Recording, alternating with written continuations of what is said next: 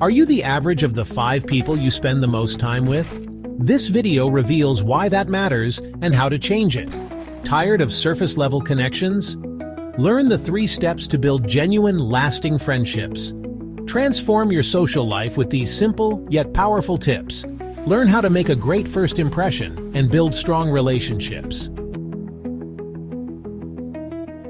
Have you ever heard the saying, "You are the average of the 5 people you spend the most time with"? It might seem like a simple idea, but it holds a profound truth about our lives and relationships. We are incredibly influenced by the people around us, whether we realize it or not. Their energy, their beliefs, their habits, they all rub off on us. Think about it. If you're constantly surrounded by negative people who complain about everything, it's very likely that you'll start to adopt a similar outlook. Their negativity can become contagious, draining your own energy and enthusiasm. On the other hand, if you surround yourself with positive, supportive people who lift you up and encourage you, you'll find yourself feeling more optimistic and motivated. This is why it's so crucial to be mindful of the company we keep. It's not about judging others or cutting people out of our lives unnecessarily. It's about understanding the impact our environment has on our well-being and making conscious choices to surround ourselves with people who inspire us, challenge us to grow, and bring out the best in us. Now, you might be thinking, "But Jay, I can't just choose my family or my colleagues." And you're right, we don't always have control over every relationship in our lives. But we do have the power to choose who we spend our free time with, who we confide in, who we allow to influence our thoughts and beliefs. So take a moment to reflect on the people you spend the most time with. Do they inspire you? Do they support your dreams? Do they challenge you to grow? If not, it might be time to reevaluate those relationships and seek out connections that nourish your soul and help you become the best version of yourself. Remember, your environment plays a significant role in shaping your destiny.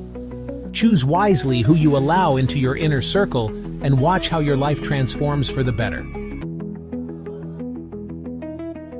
Now let's talk about personal development. I truly believe that life is a journey of continuous learning and growth. None of us have it all figured out, and that's perfectly okay. In fact, embracing this journey of self-discovery is what makes life so exciting. When it comes to building meaningful connections, personal development is essential because it allows us to show up as our most authentic selves. It's about understanding our strengths, acknowledging our weaknesses, and constantly striving to become better versions of ourselves. Think about it. When you're comfortable in your own skin, confident in who you are, and passionate about your own growth, you naturally attract others who resonate with your energy. You become a magnet for like-minded individuals who appreciate your authenticity and are drawn to your positive vibes. So how can we embark on this journey of personal development? It starts with self-reflection. Take some time to understand your values, your passions, your goals. What truly matters to you? What kind of impact do you want to make on the world? Once you have a clearer understanding of yourself, you can start setting intentions and taking action towards your goals. This could involve learning new skills, facing your fears, stepping outside of your comfort zone, or simply making small changes in your daily routine that align with your values. Remember, personal development is not about becoming perfect. It's about progress, not perfection. It's about embracing the journey and celebrating every step you take towards becoming the best version of yourself. Chapter 3. Now let's talk about the foundation of it all, self-belief. You've heard it before, and I'll say it again. You are capable of amazing things. But here's the catch. You have to believe it first. So often, we hold ourselves back with self-doubt and limiting beliefs. We tell ourselves we're not good enough, not smart enough, not interesting enough. But the truth is, these are just thoughts, and thoughts can be changed. The first step to cultivating self-belief is to become aware of those negative thoughts that creep into your mind. Once you're aware of them, you can start to challenge them. Ask yourself, is this really true? What evidence do I have to support this thought?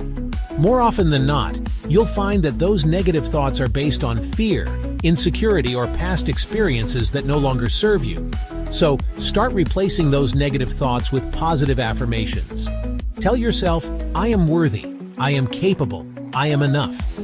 It might feel strange at first, but the more you repeat these affirmations to yourself, the more you'll start to believe them. And as your self-belief grows, so too will your confidence and your ability to connect with others authentically. Remember, self-belief is not about being arrogant or conceited.